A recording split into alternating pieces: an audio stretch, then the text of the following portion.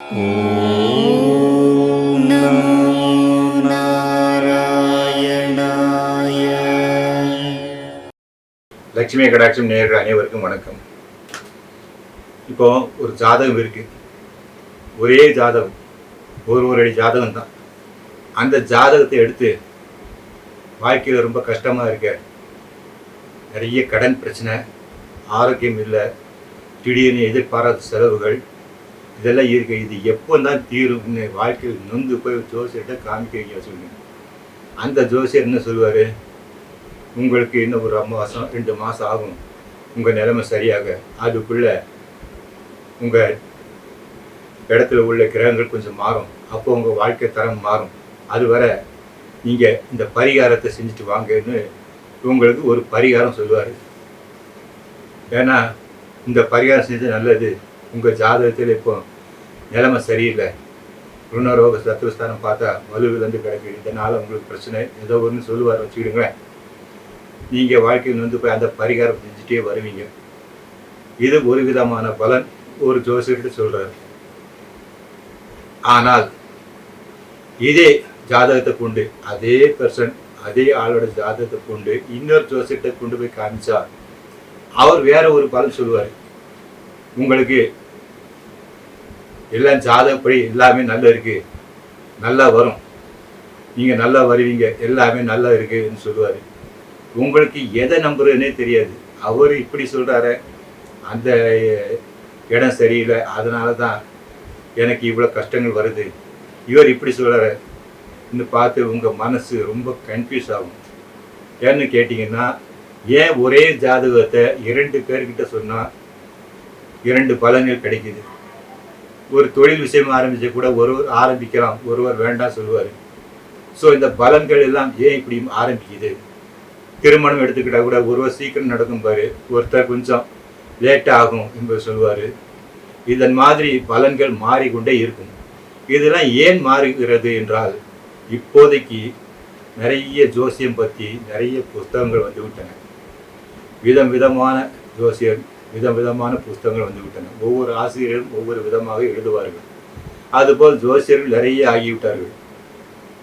ஒவ்வொரு வருடம் ஒவ்வொரு விதமாக படிக்கிறார்கள். அதை வைத்துத்தான் அவர்கள் உங்களுக்கு சொல்லுகிறார்கள். எனவே தான் இந்த ஒரே ஜாதகத்தை கொண்டு ஒருத்தர்கிட்ட போனால் ஒரு பலன், இன்னொருத்தர்கிட்ட போனால் அவர் ஒரு பலன் சொல்லுவார், அதை கொண்டு போய் இன்னொருத்தர்கிட்ட போனால் அவர் ஒரு பலன் சொல்லுவார். ஏன்னா அப்படி நிறைய புக்கு வரப்போ இதில் வேறு இந்த நெட்டு நாம் பார்த்து நாம் ஒன்று தெரிஞ்சுக்கணும். இப்படி இருக்காத, இவர் இப்படி சொல்கிறார், நெட்டில் இப்படி போட்டிருக்க, இப்படியே ஒரு கன்ஃபியூஷன். ஆக குழப்பத்தில் தான் மனிதன் வாழ்கிறான், ஜாதகத்தை காண்பித்து. அதனால் என்ன செய்யணும்? அந்த காலத்தில் கூட பார்த்தாங்க, ஜாதகம் பார்த்தாங்க, ரொம்ப கரெக்டாக பார்ப்பாங்க. இந்த மாதிரிலாம் நிறைய புஸ்தகங்கள் கிடையாது. அந்த காலத்தில் ஏடு தானே, ரொம்ப இருக்காது. ஜோசியர்கள் கூட ரொம்ப இருக்க மாட்டாங்க. ஒரு பெரிய ஊரில் பார்த்து ஒரு 5 ஜோசியர் 10 ஜோசியர் இருக்கிறதே பெரிய விஷயந்தான். ஏடில் எல்லாம் எழுதியிருக்கும். அவங்க ரொம்ப ஞானி மாதிரி, அவங்கள பார்த்தாலே தெரியும் இவருக்கு விஷயங்கள் தெரியும் என்று நமக்கே தெரியும். அந்த அளவுக்கு அவர்கள் தோற்றம் இருக்கும். அதை பார்ப்பார்கள், பார்த்து சரியாக சொன்னார்கள் அந்த காலத்தில். ஏன்னா இவ்வளோ புஸ்தகம் கிடையாது. முதல்ல இவ்வளோ புஸ்தகம் இருந்தானே, அப்போதான் பேப்பர் கிடையாது, ஒன்றி அந்த ஓலையிலே எழுதுவாங்க, அவ்வளோதானே. அது கரெக்டாக இருக்கும், எல்லாருமே கரெக்டாக சொல்லுவாங்க அவங்களுக்கு. அதுக்கு ஒரு எக்ஸாம்பிள் என்னென்னா, ஒரு காலத்தில் ஒரு ராஜாவுக்கு ஒரு குழந்தை பிறகு வச்சு, குழந்தையே இல்லாமல் இருந்த ராஜாவுக்கு குழந்தை பிறகுது. அப்போ அந்த அரண்மனையில் உள்ள ஜோசியர்கள் என்ன சொல்கிறாங்கன்னா, இந்த குழந்தை ஒரு நாடிகை கழித்து பிறந்தா பெரிய சக்கரவர்த்தியாக இருப்பார், அது போல் பெரிய மகானாகவும் இருப்பார் சொல்லி அந்த ஜோசியர்கள் கருத்து கணிப்பு சொல்கிறாங்க. அந்த ராஜா அதை பார்க்குறாரு. சரி, கேட்டுட்டு இந்த விஷயம் ராணி காதுக்கும் போய் விழுந்துட்டு, ராணி காதில் போய் விழுந்த உடனே என்னன்னா, சரி ஒரு நாளையை கழிச்சு பறக்கணும், அவ்வளோதானே சொல்லி என்ன தலைகளை கட்டி தொங்க விடுங்க சொல்லி எல்லாத்துக்கிட்ட உத்தரப்பட அவர்களும் தலைகளாக கட்டி தொங்க விடுகிறார்கள். அதன் பிறகு ஒரு நாளையை கழித்து அந்த ராணி இறக்கி அந்த பிரசவம் பார்க்கிறார்கள், குழந்தை பிறக்கிறது. அந்த ஜோசியக்காரர் சொன்னது போல் ஒரு நாளையை கழித்து அந்த குழந்தை பிறக்கிறது. இதில் முக்கியமாக நாங்கள் என்ன கவனிக்கணும்னா, அந்த காலத்தில் இந்த கடிகாரம்லாம் கிடையாது. இப்போ மாதிரி கடிகாரம்லாம் கிடையாது. ராஜாக்கள் காலத்தில் எங்கே கடிகாரம்? கடிகாரமே கிடையாது. அந்த இரவுனா சந்திரன், சூரியன் இதை அடையாளமாக வச்சு தான் அவங்க ஜாதகத்தை கணிச்சாங்க. இவ்வளவு துல்லியமாக கணிச்சாங்க. இப்போல்லாம் டைம் இருக்குது, அப்போ டைமே கிடையாது. ஸோ அந்த காலத்தில் அவங்க துல்லியமாக கணிச்சாங்க. அதே போல் ஒரு நாளைக்கு கழித்து அந்த குழந்தை பிறக்குது.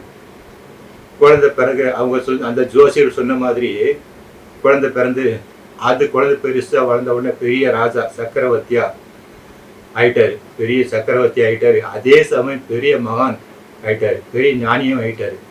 அவர் தான் 70 கோயில் கட்டினார். மாட கோயில்கள் 70 கோயில் கட்டினார். அவர் வேற யாரும் இல்லை, கோட்சங்க சோழ நாயனார். 63 நாயன்மார்கள் அவர் ஒருவரை வழங்கினார். அந்த அளவுக்கு துல்லியமாக அந்த காலத்தில் பார்த்தாங்க. அந்த காலத்தில் ஏடு தான், ஒரே குறிப்பு தான் எல்லா ஏடுலையும் இருக்கும். இப்போ உள்ள மாதிரி ஒவ்வொரு புஸ்தகத்திலும் ஒவ்வொரு விதமாக இருக்கிற மாதிரி இருக்காது. எனவே தான் இந்த ஜாதகம் பார்க்கும்போது நிறைய வித்தியாசம், நிறைய பலன்கள் மாறி மாறி சொல்லுவாங்க. ஒருத்தர் நல்லா இருக்கும்பாரு, ஒருத்தர் கொஞ்சம் நிலைமை சரியில்லைம்பாரு. இதையே நாம் பார்த்து கொண்டிருந்தால் நமக்கு பரிகாரம் தான் மிஞ்சும்.